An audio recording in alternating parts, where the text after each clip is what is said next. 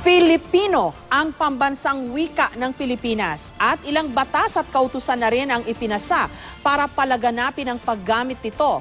Ang problema, hanggang ngayon, madalang pa rin itong gamitin sa mga dokumento sa gobyerno at iba pang formal na komunikasyon. Live mula sa Quezon City, may report si Dano Tingkungko. Dano?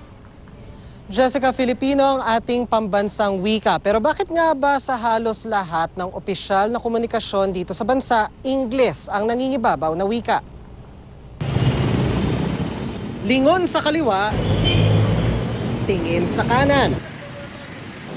Sa pang-araw-araw nating buhay, siguradong ang mga ito, iyon ang namataan. Pero kung bawal bumara sa tawiran, bawal pumarada kada gilid ng kalsada o ingat, may mga trabahador sa tabi. Bakit ang mga paskil? Wala sa wikang kagagamit ko lang. Di ba nasa Pilipinas tayo? Mula sa pagpasok, pagbabayad ng ilaw, kuryente, buwis hanggang sa batas, komersyo o maging sa pamamasyal, kadalasang gamit, wikang Ingles.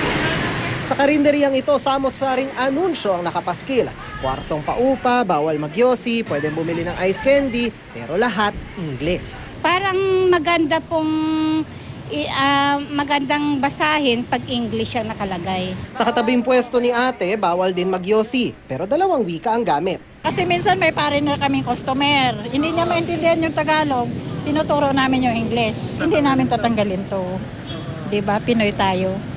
Sa ating saligang batas, malinaw na nakasaad na Filipino ang ating pambansang wika. At sa Executive Order 335 ni dating Pangulong Cory Aquino noong 1988, inaatasan ang lahat ng ahensya ng gobyerno na unahin ang Filipino sa lahat ng uri ng komunikasyon. Ayon sa Komisyon sa Wikang Filipino, ang kautusang ito makikita pa rin naman sa ilang ahensya tulad ng Bangko Sentral ng Pilipinas at Bureau of Internal Revenue. Nasa Filipino rin ang ilang mga patalastas at dokumento ng gobyerno. Ang mga opisyal ding talumpati ni Pangulong Noynoy Aquino, halimbawa, nasa Filipino. Mula ng formal tayong nanumpang labanan ang katiwalian. Pero ang problema, hindi pa rin ito laganap na ginagamit lalo na kung ang pag-uusapan, batas, medisina, agham at ekonomiya. Ang problemang ito ayon sa KWF, nakakabit sa pagtingin ng marami sa ating sariling wika. Deklas ka, marunong ka. Pagka Pilipino ka, mangmang ka, wala kang alam na ibang wika. Ganon pa man, hindi raw tulad noon, nababawasan na raw ang bias na ito ngayon sa tulong ng radyo at telebisyon. Mainam din daw ang pagbabago sa pamamagitan ng K-12 program na gumagamit ng katutubong wika sa unang 3 baitang ng mag-aaral. Pero para mas maiparamdam na Filipino ang ating pambansang wika, kailangan daw baguhin ang mismong paraan ng pagtuturo ng wikang Filipino. Napaka-grammar-oriented ng pagtuturo sa wika. Yun yung traditional eh. Kaya dapat mangyari sa pagtuturo, ginagamit mo yung wika upang mag-absorb ng dagdag na karunungan ang bata. Yung karunungan na yun ang gagaling sa dagdag na paraan ng paggamit sa wika. Kailangan din daw ng isang masusing programa para magamit ang Filipino sa komersyo, medisina, batas at iba pa. Sa isang convention ng KWF nitong nakaraang linggo, isa sa mga essay ang nagsusog ng ilang mga salitang pwedeng gamitin sa negosyo, tulad nito.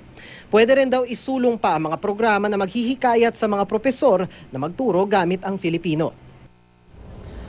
Jessica, sabi naman sa atin ni DepEd spokesperson ASEC Tonicito Umali, batid naman daw nila ang layunin ng KWF na isulong ang paggamit ng Filipino, bagamat batid din daw nila na hinahayaan ng ating konstitusyon ang paggamit ng wikang Ingles. Samantala, nilinaw naman ni Almario na hindi naman daw ibig sabihin ng pagbibigay ng prioridad sa Filipino ay papatayin ang Ingles. Walang problema sa bilingualism. Ang kailangan daw baguhin ay yung pananaw na merong isang wika na higit sa iba. Jessica? Maraming salamat sa iyo, Dano Tingkungko.